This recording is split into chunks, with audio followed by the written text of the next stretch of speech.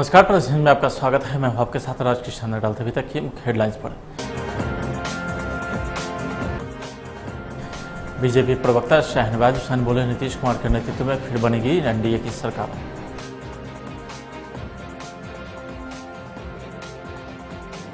Lalu family पर poster attack, Lalu के परिवार को बताया बिहार के लिए भार।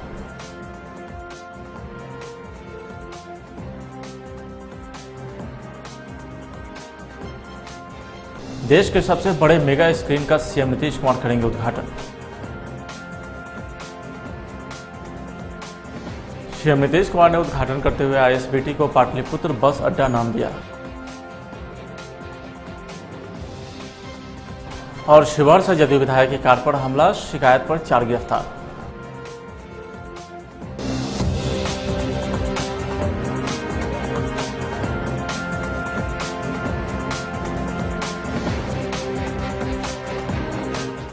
अब खबरें विस्तार से।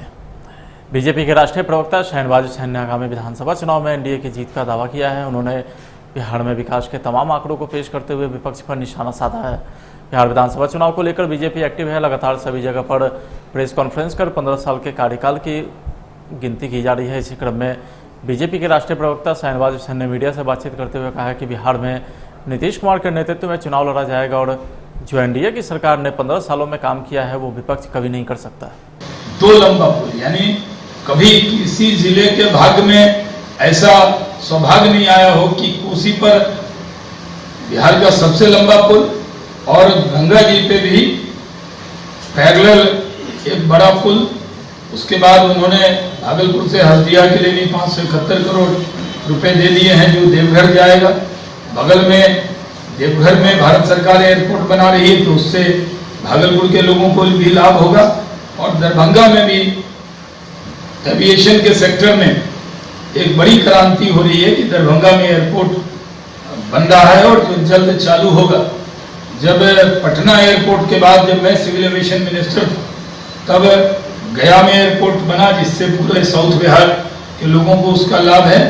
और मिथिला में जब दरभंगा में एयरपोर्ट बनेगा तो पूरे मिथिला के इलाके में यानी सुपौल, सहरसा, मधेपुरा, उधर मधुबनी, झंझारपुर, दरभंगा, यहाँ तक समस्तीपुर, उनके लिए दरभंगा से हवाई जहाज पकड़ना आसान होगा। आखिर जवाब कांग्रेस और राजद के नेताओं को देना चाहिए कि आपने आलोचना के अलावा किया क्या है। आज नरेंद्र मोदी जी के नेतृत्व में ये देश आगे बढ़ रहा है। कोरोना से एक मजबूत लड़ाई भारत सरकार और बिहार सरकार ने लड़ी है। बिहार के लोग पूरी ताकत से फिर से नीतीश कुमार जी को मुख्यमंत्री बनाएंगे क्योंकि उन्होंने फर्क साफ दिखा दिया है कि पहले की सरकारें क्या करती थी और नीतीश कुमार जी के नेतृत्व में कितना बेहतरीन काम बिहार में हुआ है। और जब से नरेंद्र मोदी जी प्रधानमंत्री बने कुछ मिला तो अटल जी के वक्त में मिला, उसके बाद मिला तो 10 सालों के इंतजार के बाद बिहार से मोहब्बत करने वाले नरेंद्र मोदी जी ने बिहार को दिल खोलकर बहुत सारे तोहफे दिए हैं। हम बिहार की जनता की तरफ से उनका शुक्रिया अदा करते हैं और इस बार के चुनाव में हम इकट्ठे एकजुट होकर चुनाव में जाएंगे और भारी बहुमत से सरकार बनाएंगे। बिहार विधानसभा चुनाव की गहमा गहमी के बीच अब सियासी दलों ने एक दूसरे पर अटैक करना तेज कर दिया है। बयानों के साथ साथ अब पोस्टर वार के सिलसिले में भी रफ्तार पकड़ ली है। चुनावी अखाड़ा में उतरने से पहले राजनीतिक पार्टियां अब आमने सामने है। एक बार फिर से पटना की सड़कों पर लालू फैमिली पर अटैक करने वाले पोस्टर लगाया गया है। चुनावी माहौल में एक बार फिर से लालू फैमिली पर अटैक करने वाला पोस्टर लगा है। इस पोस्टर में लालू यादव को सलाखों के पीछे दिखाया गया है और लिखा गया है कि सजायाफ्त कैदी नंबर 3351। इसके साथ ही इस पोस्टर में तेजस्वी यादव, तेज प्रताप यादव, पूर्व सीएम राबड़ी देवी और मीसा भारती की तस्वीर भी शामिल है। इसके साथ ही इस पोस्टर पर लिखा है कि ऐसा परिवार जो बिहार पर भार। जनता दल यूनाइटेड के विधायक मोहम्मद शरफुद्दीन पर हमला हुआ है। उनकी गाड़ी में तोड़फोड़ की गई है। बताया जा रहा है कि वे शिवहर के मेसोठा गांव में एक भोज में शामिल होकर घर लौट रहे थे। इसी दौरान पिपराही थाना के अंतर्गत आने वाले एक जगह पर उनका हमला हुआ है। घटना की सूचना मिलते ही एसडीपीओ राकेश कुमार दल बदल के साथ घटनास्थल पर पहुंचे, मामले की जांच पड़ताल की। इसी बीच विधायक की शिकायत के आधार पर पुलिस ने 4 आरोपी को गिरफ्तार किया है। आपको बता दें कि 1 साल पहले शिवहर विधायक शरफुद्दीन की एक तस्वीर भी काफ़ी वायरल हुई थी। जदयू विधायक की वह तस्वीर स्वतंत्रता दिवस के मौके पर थी, जिसमें वह तिरंगा झंडे को सलामी देते वक्त अपने गाल पर हाथ रखे हुए नजर आ रहे थे। मुजफ्फरपुर में पुलिस ने राजद के पूर्व विधायक मुसाफिर पासवान के कर्मी से 26 लाख रुपए लूट मामले का खुलासा करते हुए 2 अपराधियों को गिरफ्तार किया है। इस कांड में छापेमारी के दौरान जिन 4 लोगों को पुलिस ने दबोचा है, उसमें पूर्व विधायक मुसाफिर पासवान का चचेरा पोता अजय पासवान भी शामिल है। आज से कुछ दिन पूर्व इसी मंथ में जो है कि मुसाफिर पासवान के जो कर्मचारी थे, जो पैसा लेके जा रहे थे, उनसे 26 लाख की लूट की घटना हुई थी। जिस समय घटना हुई थी उस समय ने पुलिस ने इसका त्वरित उद्भेदन किया था। उस समय कुछ लड़के इसमें पकड़े गए थे। जो लड़के पकड़े गए थे वो चिंटू कुमार उर्फ झब्बू था, अमरजीत साहनी था, सुनील महतो था, अखिलेश पासवान था, अजय कुमार थे। उस समय पकड़े गए थे। उस समय 1,79,000 रुपया बरामद भी हुआ था, कुछ हथियार भी बरामद हुआ था। उसी कड़ी में जो है कि 2 लड़के और पकड़े गए हैं, जो उनके कन्फेशन पे जो है कि जो लड़के इसमें शामिल हुए थे, उसमें एक ललित साहनी पकड़ा गया है और सुनील कुमार महतो पकड़े गए हैं। सुनील कुमार महतो जो है कि औराई थाने से पकड़े गए हैं और ललित कुमार साहनी अहियापुर थाने से पकड़े गए हैं। इन लोगों ने जो है कि इस लूट की घटना के बाद, जैसे इन लोगों के द्वारा बताया गया कि कुल जो है कि 8 से 10 की संख्या में हम लोग थे। सारे लोगों में 2,75,000 के करीब में जो है कि पैसा का डिस्ट्रीब्यूशन किया गया है। साथ ही इसके बाद ये लगातार सीतामढ़ी और दरभंगा और मुजफ्फरपुर के जो सीमावर्ती इलाके हैं, जो औराई है, जाले है, हथौड़ी मेरा है, नानपुर है उधर, और आपको रूनी सैदपुर है, इसमें लगातार जो कि घटना का अंजाम दे रहे थे ये लोग। लेकिन ये छोटे मोटे घटनाओं को दे रहे थे, योजना बना रहे थे। छोटे छोटे जो घटनाएं हुए हैं, उनका प्रतिवेदित जो है कि कांड नहीं हुआ है, लेकिन घटनाएं इनके द्वारा किया गया है। उसी कड़ी में जो है कि दिनांक 17 तारीख को एक लड़का जो है सुनील कुमार महतो, जो 26 लाख वाले लूट में था, वो पकड़ा जाता है आपको औराई से। उसके पास से जो है एक देसी कट्टा मिला, चरस मिला, और जो इसमें पैसा जो है कि जो इसको 2,75,000 रुपया मिला था, तो 28 भर जो होता है ना, उसका सोने का एक चेन खरीदा था, यहीं से खरीदा था। उसका भी वेरिफिकेशन हम लोगों ने कर लिया है, वो बरामद हुआ है इसके पास से। और कुछ पैसे बरामद हुए हैं, जो नॉमिनल पैसे थे, कम अमाउंट में था। वो बताया कि एक हम लोगों के ग्रुप का एक और लड़का जो है कि अहियापुर में जो है बस स्टैंड के आसपास जो है कि वो रह रहा है, और वहाँ पे जो है हम लोगों का एक कमरा किराए पर लिए हैं, वो वहाँ पे हो सकता है। क्योंकि यहाँ पे छापामारी हुआ तो ग्रुप के काफ़ी सदस्य जो है कि भाग के चले आए थे, भागे होंगे। तो यहाँ छापामारी किया गया, तो यहाँ पे जो है कि ललित साहनी पकड़ा गया। ये रहने वाला हथौड़ी का है, और सुनील कुमार महतो रहने वाला अहियापुर का है। इसने जो है ललित साहनी भी और सुनील कुमार महतो ने दोनों 26 लाख वाले लूट, औराई के लूट, हथौड़ी के लूट को जो है कि कन्फेशन किए हैं। बाकी अन्य चीज़ों की जानकारी इन लोगों से हम लोग ले रहे हैं। जो अभी तक हम लोगों को अपराधी जिनको गिरफ्तार करना है, उसमें संतोष साहनी है, अर्जुन साहनी है, बबलू साहनी है, सिकरम साहनी है, इसमें प्रभाकर है, कौशल दास है। ये जो है कि 8 लड़के जो हैं और इनके थे, जो हथौड़ी और औराई के और आपको जाले के लूट में हैं, रूनी सैदपुर के लूट में हैं, इंक्लूडिंग आपके 26 लाख वाले लूट में, ये अभी फिरार हैं। इनकी गिरफ्तारी हम लोग करने के लिए। बिहार विधानसभा चुनाव की सुगबुगाहट के साथ ही बिहार को नए नए सौगात मिलने शुरू हो गए हैं। मुख्यमंत्री नीतीश कुमार ने देर शाम पटना सिटी का दौरा कर नवनिर्मित अंतर्राज्यीय बस टर्मिनल का उद्घाटन किए हैं। इस मौके पर मुख्यमंत्री ने आरा, औरंगाबाद, नवादा और झाझा में बने बस अड्डों का भी वर्चुअल उद्घाटन किए हैं। मुख्यमंत्री ने इस दौरान अंतर्राज्यीय बस टर्मिनल परिसर में पौधारोपण भी किया। मुख्यमंत्री ने ISBT के बेहतर और व्यवस्थित ढंग से संचालन और रखरखाव को लेकर वरीय अधिकारी को कई आवश्यक दिशा निर्देश भी जारी किए।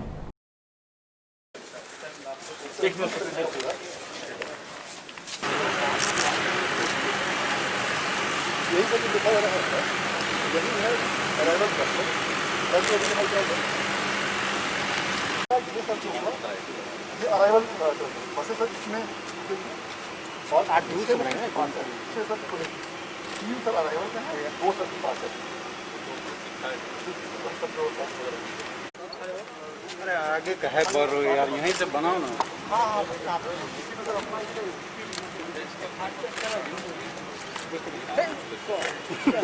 जया बच्चन और रवि किशन की जवानी जंग को लेकर के अब जया प्रदा ने भी बयान दिया है। जया प्रदा भी फिल्म जगत से आती है और बाद में राजनीति में कदम रखी है। उन्होंने कहा है कि जया बच्चन इस मामले में राजनीति कर रही है। रविकिशन जी द्वारा युवाओं को ड्रग्स से बचाने के लिए उन्होंने जो बात रखी है, मैं उनको समर्थन करती हूँ। देखिए, कल सांसद रविकिशन जी और जया जी के बीच में जो बहस हुई है, मतलब अपने अपने बात रखने की कोशिश कर रहे थे, लेकिन सबसे पहले मैं रविकिशन जी द्वारा युवाओं को ड्रग्स से बचाने के लिए उन्होंने जो बात रखी है, मैं उनको समर्थन करती हूँ, क्योंकि कहीं ना कहीं हम लोगों को इस ड्रग्स के लिए हम एक आवाज़ उठाना ज़रूरी है और ड्रग्स को रोकना बहुत ज़रूरी है और युवाओं को बचाना बहुत ज़रूरी है। संसद में जो बहस हो रही है, ये किसी को पॉइंट करके हम लोग, शायद मैं ख़ास तौर रविकिशन जी के बारे में बताना चाहती हूँ कि वो उनके भावना को मैं समर्थन करती हूँ। उन्होंने जो युवाओं के प्रति जो उनके भविष्य के बारे में वो सोच के उन्होंने अपनी बात रखी थे, तो इसको हम ठीक ढंग से इनको ये एक्सेप्ट करना चाहिए। जया जी हम सबसे बड़ी है, हम उनको सम्मान करते हैं, उनके भावना को मैं सम्मान करती हूँ, लेकिन उनके जो युवाओं के ड्रग्स के बारे में, इंडस्ट्री के बारे में जब बात कर रही थी, तो मुझे ऐसा लगे कि कहीं ना कहीं राजनीति कर रही है। जिन लेफ्ट पार्टियों के सहारे महागठबंधन की मजबूती का दावा किया जा रहा था, अब उसमें अड़चन आती दिख रही है। लेफ्ट पार्टी के इकट्ठे महागठबंधन में शामिल होने की बात पर अब सवाल खड़े होने लगे हैं। दरअसल भाकपा माले ने महागठबंधन से विधानसभा चुनाव लड़ने के लिए 53 सीटों पर जीत का दावा ठोका था, उसे राजद ने नामंजूर कर दिया है। इस बात की जानकारी खुद भाकपा माले के राष्ट्रीय महासचिव दीपंकर भट्टाचार्य ने पटना में दी। दीपंकर भट्टाचार्य ने कहा कि राष्ट्रीय जनता दल 2015 के विधानसभा चुनाव की तर्ज पर सीट शेयरिंग का मसला हल करना चाहती है, जो भाकपा माले को मंजूर नहीं है। भाकपा माले के महासचिव ने कहा कि सीट शेयरिंग 2020 लोकसभा चुनाव की तर्ज पर होनी चाहिए। उन्होंने कहा कि अगर गठबंधन नहीं होता है तो उनकी पार्टी अकेले चुनाव लड़ने का फैसला लेगी। मुजफ्फरपुर में जिला और सत्र न्यायाधीश की अदालत ने फिल्म अभिनेता सुशांत सिंह राजपूत मामले में दायर परिवाद पर सुनवाई करते हुए मामले में आरोपित 8 फिल्म हस्तियों के खिलाफ नोटिस जारी कर दिया है। परिवारवादी अधिवक्ता सुधीर ओझा ने बताया कि बीते 17 जून को सीजीएम कोर्ट में परिवार दायर किया गया था, जिसमें सीजीएम की अदालत के द्वारा खारिज कर दिया गया था, जिसकी चुनौती हमने 14 अगस्त को जिला और सत्र न्यायाधीश की अदालत में किया था, जिसके बाद माननीय अदालत के द्वारा केस को एडमिट करते हुए सीजीएम कोर्ट से सारा कागजात मांगा गया और पूरे मामले की बारीकी से देखकर सुनवाई की और सभी 8 आरोपी के खिलाफ फिर नोटिस जारी किया। सिंह राजपूत आत्महत्या मामले में मैंने क्रिमिनल केस दायर किया था, जिसमें आरोप लगाया था कि उसकी आत्महत्या नहीं, हत्या की गई है, एक साजिशन हत्या हुई है, जिसके तहत सीजीएम अदालत में मैंने यह मुकदमा दायर किया। आज माननीय जिला एवं सत्र न्यायाधीश मुजफ्फरपुर की अदालत ने करण जौहर, सलमान खान, एकता कपूर, भूषण कुमार समेत कुल 8, साजिद नदियाडवाला, संजय लीला भंसाली समेत कुल 8 के खिलाफ नोटिस जारी करने का आदेश दिया है और उनको 7 अक्टूबर को हाजिर होने के लिए स्वयं या अपने अधिवक्ता के माध्यम से कहा गया है कि आप आकर के अपना पक्ष रखें कि जो आरोप आप पर लगाया गया है उसमें आपको क्या कहना है। हमने यह कहा था कि साजिशन इन सभी लोगों ने सुशांत सिंह राजपूत की हत्या की है और आत्महत्या बनाने का इसको स्वरूप दिया है, जिसको लेकर के सीजीएम ने हमारे मुकदमा को खारिज कर दिया था, जिसके खिलाफ हमने रिवीजन दायर माननीय जिला सत्र न्यायाधीश के यहाँ किया था। माननीय जिला सत्र न्यायाधीश द्वारा रिवीजन को एडमिट करते हुए एलसीआर की मांग की गई। सीजीएम कोर्ट से सभी रिकॉर्ड जिला जज ने मांग लिया अपने पास और इस मामले को गंभीरता को देखते हुए इन सभी के खिलाफ नोटिस जारी किया। बिहार पुलिस मुख्यालय ने एक बार फिर से अजीबोगरीब आदेश निकालकर सबको हैरान कर दिया है। दरअसल पुलिस मुख्यालय ने थाना और आउटपोस्ट में सभी जाति के पुलिसकर्मियों को प्रतिनिधित्व देने का निर्देश जारी किया है। पुलिस मुख्यालय द्वारा जो आदेश निकाला गया है उसके अनुसार बिहार के सभी थाना और आउटपोस्ट में थानाध्यक्ष व ओपी प्रभारी के पद पर समाज के सभी वर्गों को प्रतिनिधित्व मिलेगा। बिहार पुलिस एसोसिएशन ने पुलिस मुख्यालय के आदेश पर कड़ी नाराजगी जाहिर की है। एसोसिएशन के अध्यक्ष मृत्युंजय सिंह ने कहा है कि योग्यता के महत्व की चर्चा नहीं करते हुए वर्ग के आधार पर पोस्टिंग होगी। इस तरह का निर्गत आदेश से कनीय पुलिसकर्मी हतप्रत हैं। भाजपा प्रवक्ता संदीप पात्रा ने आरजेडी पर जमकर निशाना साधा है। मुजफ्फरपुर में संदीप पात्रा ने तेजस्वी और तेज प्रताप पर तंज कसते हुए कहा है कि लालटेन में न तेज है, न प्रताप है, न नाम है। सिर्फ भाजपा प्रवक्ता ने रघुवंश प्रसाद सिंह के निधन के लिए आरजेडी को दोषी ठहराया है। उन्होंने कहा है कि एक लोटा पानी से आरजेडी का तर्पण होगा। आज सुबह पटना में भी प्रेस कॉन्फ्रेंस में मैंने कहा, ये जो लालटेन है, इस लालटेन में अब ना तो किसी प्रकार का तेज रह गया है, ना तेल रह गया है और ना कोई प्रताप रह गया है, वो केवल नाम में रह गया है। और आप आज विपक्ष की परिस्थिति को देखिए, जहां भारत के अंदर आप एनडीए की परिस्थिति को देख रहे हैं, ये एक सामंजस्य है, हम विकास को लेकर आगे बढ़ रहे हैं। वहीं हमारा जो विपक्ष है, उस विपक्ष के घर के अंदर परिवार में लड़ाई है। बिहार में भाई भाई में लड़ाई है, ऐसा मैं सुन रहा हूं। और मैं दिल्ली में तो देख रहा हूं कि भाई बहन में लड़ाई है। यहाँ भाई भाई में लड़ाई है, वहां भाई बहन में लड़ाई है। ये जो युवराजों और राजकुमार राजकुमारियों के बीच में युद्ध चल रहा है, ये प्रॉपर्टी के बंटवारे को लेकर चल रहा है कि ये सत्ता किसकी होगी। नहीं, आधिपत्य मेरा है, मैं ही उत्तराधिकारी हूं।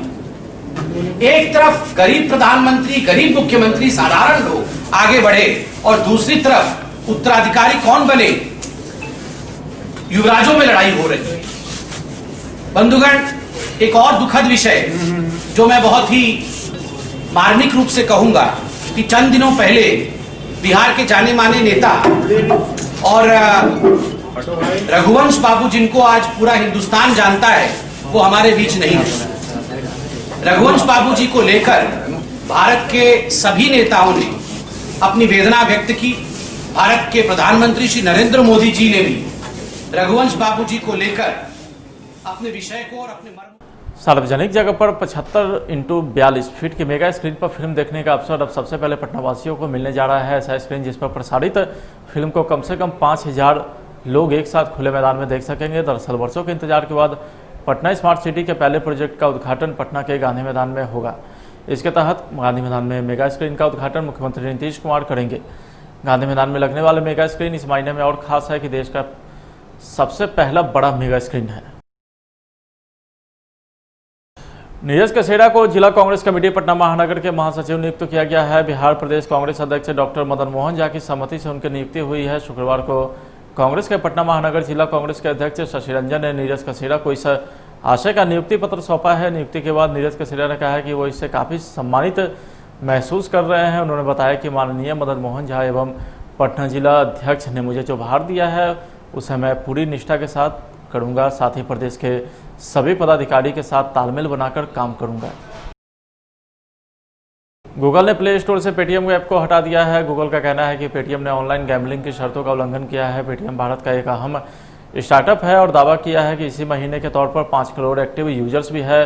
गूगल ने कहा है कि ऑनलाइन जुआ और दूसरे अनियमित गैम्बलिंग ऐप्स जो सट्टा को बढ़ावा देते हैं उन्हें प्ले स्टोर रोकता है और पेटीएम लगातार प्ले स्टोर की नीति का उल्लंघन कर रहा है। हालांकि कुछ घंटे बाद ही पेटीएम ने ट्वीट करके बताया कि ऐप प्ले स्टोर वापस आ गया है। गूगल प्ले स्टोर से पेटीएम का ऐप हटा दिया गया है। गूगल का कहना है कि पेटीएम ने ऑनलाइन गैम्बलिंग की शर्तों का उल्लंघन किया है। पेटीएम भारत का एक अहम स्टार्टअप है और दावा है कि इसके महीने के तौर पर 5 करोड़ एक्टिव यूजर्स हैं। गूगल ने कहा है कि ऑनलाइन जुआ और दूसरे अनियमित गैम्बलिंग ऐप्स जो सट्टा को बढ़ावा देते हैं उन्हें प्ले स्टोर रोकता है और पेटीएम लगातार प्ले स्टोर की नीतियों का उल्लंघन कर रहा है। गूगल की वाइस प्रेसिडेंट सुजैन फ्रे ने कहा है कि गूगल प्ले इस तरह से डिजाइन किया गया है कि ये हमारे ग्राहकों को एक सुरक्षित एहसास देता है। इसके साथ ही डेवलपर्स को ऐसा प्लेटफॉर्म मुहैया कराती है जो उन्हें एक टिकाऊ बिजनेस का अवसर मुहैया कराता है। हम अपनी वैश्विक नीतियों को